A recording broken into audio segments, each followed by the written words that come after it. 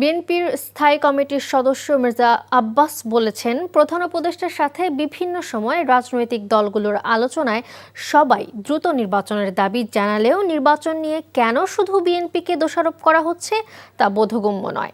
সকালে শহীদ রাষ্ট্রপতি জিয়াউর রহমানের শাহাদাত বার্ষিকী উপলক্ষে তার মাজারে শ্রদ্ধা নিবেদন শেষে এই কথা বলেন তিনি। এ সময় আরেক স্থায়ী কমিটির সদস্য সালাউদ্দিন আহমেদ বলেন, সমস্ত জাতি নির্বাচনের জন্য অপেক্ষমান। ডিসেম্বরের মধ্যে নির্বাচন ঘোষণা আহ্বান তার। তিনি বলেন, বাংলাদেশের উন্নয়ন গণতন্ত্র অগ্রগতি রুখে দেওয়ার জন্য জিয়াউর রহমানকে হত্যা করা হয়েছে।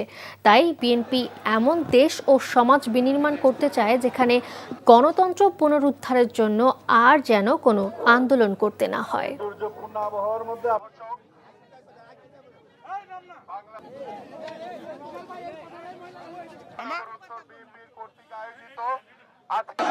তিনি বললেন একটি দল নির্বাচন চায়।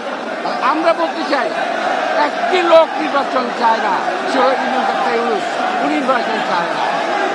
বিএনপি বরাবর নির্বাচন চলছে ডিসেম্বরের মধ্যে, এবং এই ডিসেম্বরের কথা কিন্তু ইউনূস সাহেব স্বয়ং বলেছেন, আমরা বলি নাই।